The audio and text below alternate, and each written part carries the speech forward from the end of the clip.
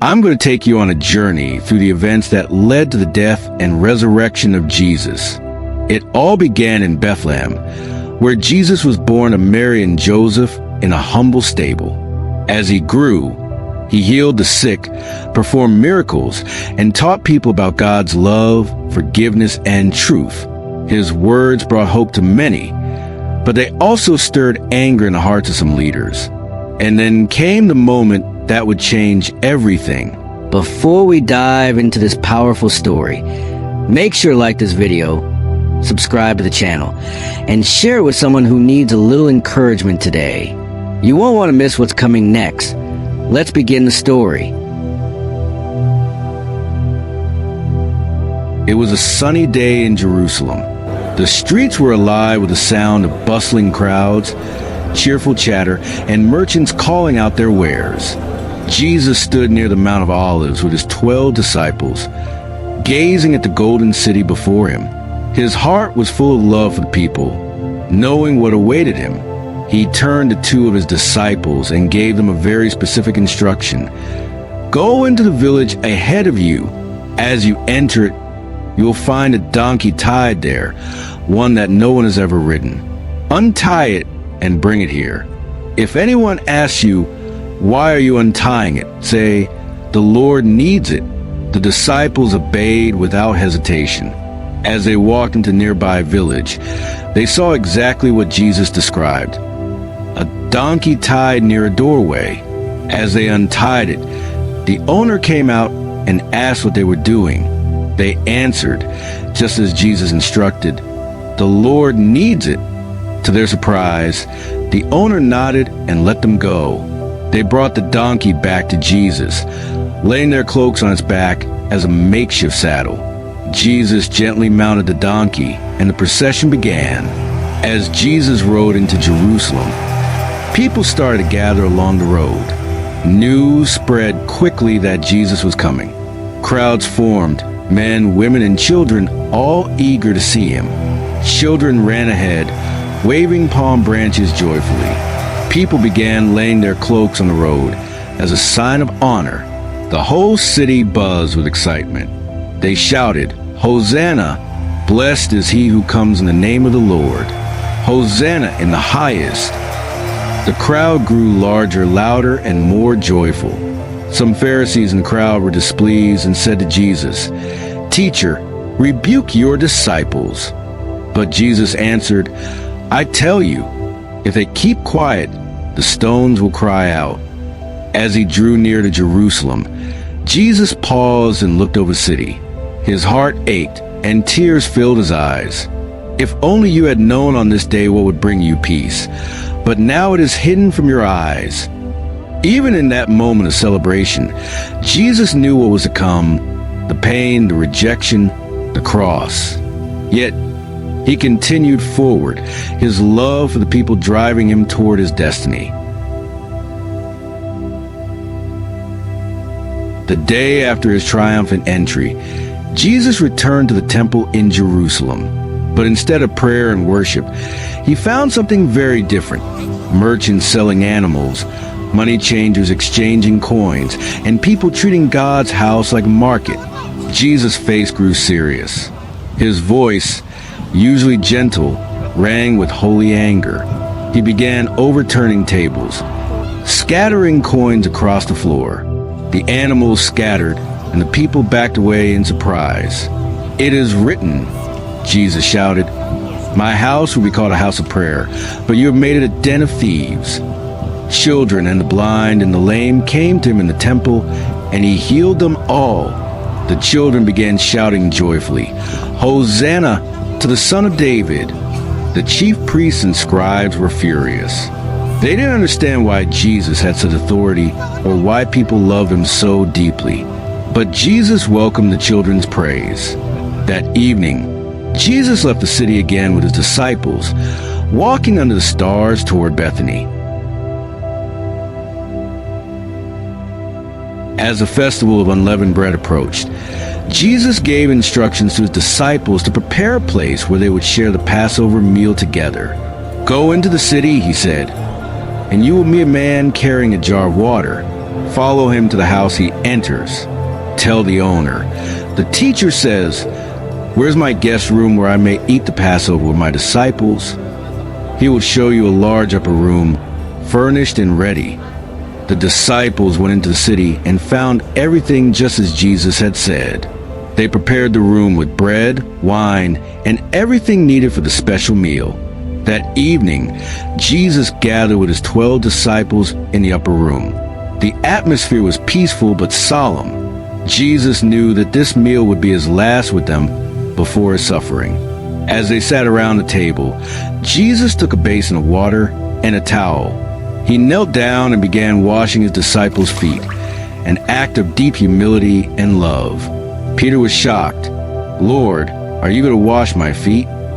Jesus replied, "You do not realize now what I am doing, but later you'll understand." After washing their feet, Jesus sat down and said, "I have eagerly desired to eat this Passover with you before I suffer." Then he took the bread, gave thanks, broke it, and gave it to them, saying, "This is my body, given for you. Do this in remembrance of me." In the same way, he took the cup and said, "This cup is a new covenant in my blood, which is poured out for you." The disciples were silent, touched by the moment. But then Jesus said something that filled the room with sorrow. "Truly I tell you, one of you will betray me."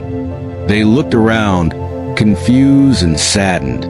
"Surely not I, Lord," each one asked. Jesus said, "The one who has dipped his hand into the bowl with me will betray me." Then Judas, who had already agreed to betray Jesus for 30 pieces of silver, quietly slipped away into the night. Jesus comforted the remaining disciples, teaching them about love and unity. He reminded them that he would always be with them, even after he was gone. And so, the Last Supper ended with Jesus leading them in a hymn. Then they got up and walked into the night, heading toward the Garden of Gethsemane, where an even more difficult part of the story would unfold. The night was calm as his disciples walked slowly to the Garden of Gethsemane, a peaceful place on the Mount of Olives. The moon shone brightly, casting long shadows among the olive trees. Jesus' heart was heavy, knowing what was coming: pain, betrayal, and the cross. When they reached the garden, Jesus said to his disciples, "Sit here while I go over there and pray." But he took Peter, James, and John a little farther with him. He looked sorrowful and troubled. "My soul is overwhelmed with sorrow to the point of death," he told them. "Stay here and keep watch with me." Then Jesus went a little farther, fell with his face to the ground, and prayed, "My Father, if it is possible, may this cup be taken from me. Yet not as I will, but as you will." When he returned to his disciples, he found them sleeping. "Couldn't you men keep watch with me for 1 hour?" he asked Peter. Again, Jesus went away and prayed, pouring out his heart to God. And once more, he found the disciples asleep. Their eyes were heavy, and they didn't know what to say to him. A third time Jesus went away and prayed. He was in such agony that his sweat was like drops of blood falling to the ground. An angel from heaven appeared and strengthened him. Finally, Jesus returned to his disciples and said, "Are you still sleeping and resting? Look, the hour has come, and the Son of Man is delivered into the hands of sinners. Rise, let us go. Here comes my betrayer." As he spoke, Judas arrived with a large crowd armed with swords and clubs, sent by the chief priests. Judas had arranged a signal. "The one I kiss is the man. Arrest him." Judas stepped forward and kissed Jesus on the cheek. "Greetings, Rabbi," he said. Jesus replied, "Friend, do what you came for." Suddenly, the guard stepped forward and seized Jesus. One of the disciples drew his sword and cut off the ear of the high priest's servant. But Jesus said, "Put your sword back in its place. Shall I not drink the cup the Father has given me?" Then he healed the servant's ear. Then all the disciples fled in fear, and Jesus was taken away, alone but completely surrendered to God's will.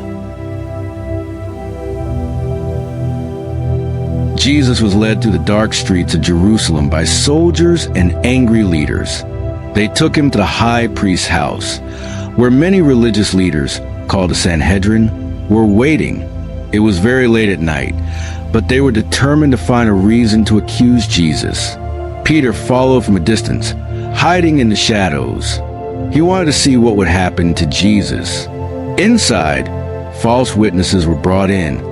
They told lies about Jesus, but their stories didn't match. The high priest grew frustrated. Finally, he stood up and said to Jesus, "Are you not going to answer? What is this testimony these men are bringing against you?" Jesus remained silent. Then the high priest asked a powerful question. Loving the story so far? Go ahead and hit that like button. All right, let's jump right back into the story. "Are you the Messiah, the Son of the Blessed One?" Jesus looked up and answered clearly, "I am, and you will see the Son of Man sitting at the right hand of the Mighty One and coming on the clouds of heaven." At that, the high priest tore his clothes and shouted, "Blasphemy! Why do we need any more witnesses? You have heard him." The council agreed Jesus deserved to die. The guard began to mock Jesus. They blindfolded him, hit him, and said, "Prophesy." "Who hit you?" Others shouted and insulted him. Outside in the courtyard, Peter sat near a fire. A servant girl saw him and said, "You were with Jesus." Peter quickly denied it. "I don't know what you're talking about." Another person looked closely and said, "Yes, you were with him." Again, Peter denied it. "No, I wasn't." A third time someone said, "Surely you are one of his disciples. Your accent gives you away." Peter swore, "I don't know the man." At that moment, a rooster crowed. Peter remembered what Jesus had told him. "Before the rooster crows, you will deny me 3 times." His heart sank. He went outside and wept bitterly. Jesus stood alone, surrounded by his accusers, with love still in his heart, even for those who hurt him. Early the next morning, the religious leaders took Jesus to the Roman governor, Pontius Pilate. They couldn't put Jesus to death themselves, so they wanted Pilate to do it. Pilate was a powerful man, but he was also puzzled. He looked at Jesus and asked, "Are you the king of the Jews?" Jesus calmly replied, "You say so." The leaders began shouting accusations, but Jesus stayed quiet. Pilate was amazed. "Aren't you going to answer them?" he asked. But Jesus said nothing. Pilate could see that Jesus had done nothing wrong. He knew the leaders were jealous of him, so he had an idea. Every year during the Passover, Pilate released one prisoner to the people. He gave him a choice: Jesus, the innocent teacher, or Barabbas, a dangerous criminal. Pilate asked the crowd, "Which one do you want me to release?" The crowd shouted, "Barabbas." Pilate was shocked. "Then what should I do with Jesus, the one called the King of the Jews?" The crowd roared louder, "Crucify him." Pilate asked, "Why? What has he done wrong?" But the people only shouted louder, "Crucify him." Pilate felt stuck. He didn't want to hurt Jesus, but he also didn't want the crowd to turn against him.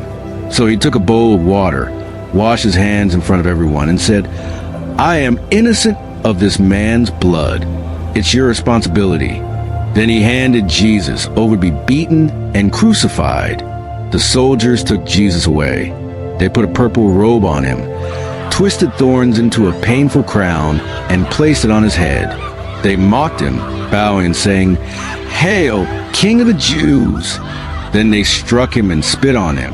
Even as Jesus was treated so cruelly, he didn't fight back. He remained calm and full of love. He was ready to fulfill his mission, to give his life for the sins of the world. The sky was still dark when the soldiers led Jesus out of the city. He was weak from the beatings and carried a heavy wooden cross on his back. The path was rough, and people lined the streets watching. Some wept, others mocked, But Jesus kept walking, step by painful step, all the way to a place called Golgotha, which means a place of the skull. On a nearby hill, the soldiers laid Jesus on the cross. They hammered nails into his hands and feet. Then they lifted the cross up for all to see. 2 criminals were crucified beside him, one on his right and one on his left. As Jesus hung there in pain, he looked at the crowd and said something amazing. "Father, forgive them, for they do not know what they're doing." The soldiers laughed and divided his clothes. Some in the crowd shouted, "If you're really the Son of God, come down from the cross." One of the criminals mocked Jesus too, but the other one said, "Jesus, remember me when you come into your kingdom." Jesus looked at him with love and said, "Truly I tell you, today you will be with me in paradise." At noon, something strange happened. The sky grew dark, even though it was the middle of the day. The darkness lasted for 3 hours. It was as if the whole earth was mourning. Then Jesus cried out in a loud voice, "Father, into your hands I commit my spirit." And with those words, he took his last breath. At that moment, the ground shook. The curtain in the temple, which separated people from the most holy place, tore from top to bottom. A Roman centurion standing nearby saw what happened and said, "Surely this man was the Son of God." Many people were watching Mary, the mother of Jesus, and some of his closest friends. Their hearts were broken. They had seen the miracles, heard his teachings, and now they saw him die. A kind man named Joseph of Arimathea asked Pilate for Jesus' body. He gently wrapped Jesus in clean cloth and placed him in a brand new tomb carved out of rock. Then he rolled a large stone in front of it. It seemed like the end, but it wasn't. Early on Sunday morning, just as the sun began to rise, some women who loved Jesus went to his tomb. They brought spices to anoint his body, but as they walked, they wondered, "Who will roll away the stone for us?" When they arrived, they were amazed. The stone had already been rolled away. The tomb was open, and when they stepped inside, they found it empty. Jesus' body was gone. Suddenly, 2 angels in shining white clothes appeared beside them. The women were frightened and bowed down. But the angels said, "Why do you look for the living among the dead? He is not here. He has risen, just as he said." The women were filled with joy and rushed back to tell the disciples. But the disciples were confused and didn't believe them at first. So Peter and John ran to the tomb and found it empty too, just the linen cloths lying there. Later that day, as 2 followers walked to a village called Emmaus, Jesus joined them on a road, though they didn't recognize him. He talked with them, explained the scriptures, and even sat down to eat with them. When he broke the bread, their eyes were opened. It was Jesus. And just like that, he disappeared from their sight. The 2 ran back to Jerusalem to tell the others. And while they were still talking, Jesus suddenly appeared among all the disciples. "Peace be with you," he said. They were shocked and afraid at first, but Jesus showed them his hands and his feet. He even ate some fish to show them he was really alive, not a ghost. Jesus spent time with his disciples over the next few weeks. He comforted them, taught them, and reminded them of everything he had said before. He told them to go into the whole world and share the good news, that he had died for our sins and risen again so we could have eternal life. Then one day, Jesus led them out to a hill near Bethany. He lifted his hands, blessed them, and while they watched, he was taken up into heaven. The disciples were filled with joy. They worshipped him and returned to Jerusalem full of hope, ready to share his love with everyone. Because Jesus lives, we can have new life, too. The Easter story isn't just about what happened long ago. It's about the hope, love, and joy that still change lives today. Moral of the Easter story. Easter teaches us that no matter how dark things seem, God's love always wins. Jesus gave his life to save us, and he rose again to show us that love is stronger than death. Through Jesus, we can have hope, forgiveness, and a brand new life.